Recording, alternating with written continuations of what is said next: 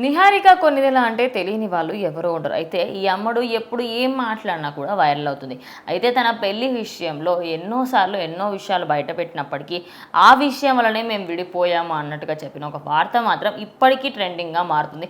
అసలు ఏ సందర్భంలో ఈ విషయం చెప్పింది ఏంటి? అండ్ నిహారిక పెళ్లి చేసుకున్న తర్వాత చాలా మంది కూడా అరే వీళ్ళ జంట ఇంత బాగుంది కలకాలం ఉండాలని చాలా మంది కూడా బ్లెస్ చేస్తారు. సాధారణ ప్రజలందరూ కూడా ఎట్లా అంటే మెగా ఫ్యామిలీ అంటే అందరికీ ఒక తెలియని అభిమానం అనమాట. చిరంజీవి గారు కావచ్చు, పవన్ కళ్యాణ్ కావచ్చు, నాగబాబు కావచ్చు, వాళ్ళ ఫ్యామిలీలో ఎంతమంది హీరోలు ఉన్నా కూడా అంటే మిగతా వాళ్ళు ఎంత స్టార్డమ్ ఉన్నా ఎంతమంది హీరోలు ఉన్నప్పటికీ కూడా మెగా ఫ్యామిలీ అంటే ఒక సపరేట్ ఫ్యాన్ బేస్ కానీ వాళ్ళకి ఒక సపరేట్ అభిమానం అనేది ఉంటుంది. ఎందుకంటే ఒక చాలా మంది హీరోలు అందరూ కూడా ఏదో ఒక ఫ్యామిలీ బ్యాక్గ్రౌండ్తోని హీరోల బ్యాక్గ్రౌండ్తోని సినిమా బ్యాక్గ్రౌండ్తో వచ్చిన వాళ్ళే ఉంటారు.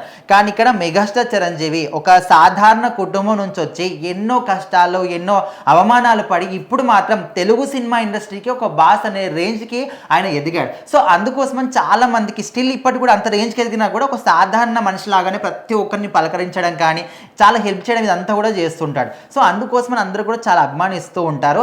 అండ్ ఇక్కడ నిహారికకు సంబంధించి పెళ్లి చేసుకున్న తర్వాత చాలా మంది కూడా మంచిగా ఉంటే బాగుంది అనుకున్నారు. కానీ కొన్ని రోజులకే ఏమైందో తెలియదు. స్టిల్ ఇప్పటికి కూడా కారణాలు ఏంటనేది ఎవ్వరు కూడా తెలియదు. కాకపోతే విడిపోయారు. సో విడిపోయిన తర్వాత మళ్ళీ తను యాంకరింగ్లోకి అడుగు పెట్టడం కానీ నిర్మాతగా ఒక సినిమా నిర్మించడం కానీ ఇప్పుడు ఇంకొక సినిమా నిర్మిస్తుంది. ఇంకొక సినిమాలో తను హీరోయిన్ కూడా చేస్తుంది. సో రీసెంట్గా అక్కడ కోలీవుడ్లో ఒక సినిమాలో ఆల్రెడీ రిలీజ్ కూడా అయ్యింది. సో ఈ విధంగా వస్తున్నప్పటికీ రీసెంట్గా ఒక ఇంటర్వ్యూలో మాట్లాడుతున్నప్పుడు విడాకుల గురించి కూడా ఒక టాపిక్ వచ్చింది. సో అప్పుడు మాట్లాడుతాను ఏం చెప్పిందంటే ప్రతి ఒక్కరి లైఫ్లో కూడా విడాకులు తీసుకోవాలని ఎవరు కూడా అనుకోరు. కాకపోతే అనుకోని పరిస్థితిలో మనం కంట్రోల్ చేసుకోలేకపోతాం. అలాంటి సందర్భాల్లో మనకి కానీ వేరే వాళ్ళు చెప్పినప్పటికీ కూడా మనం మాత్రం అస్సలు కంట్రోల్ చేసుకోలేం. సో ఆ సందర్భంలోనే విడాకులని చాలా మంది కూడా ఏమనుకుంటారు, సర్లే వీరు సినిమా ఇండస్ట్రీలో ఉన్న వాళ్ళు వీళ్ళకి కామను ఖచ్చితంగా ఇలాంటివన్నీ వాళ్ళు ఈజీగానే తీసుకుంటారు అనుకుంటారు. కానీ ఏ ఆడపిల్లకైనా సినిమా ఇండస్ట్రీ కావచ్చు ఈ స్టార్డమ్ అంతా కూడా పక్కన పెడితే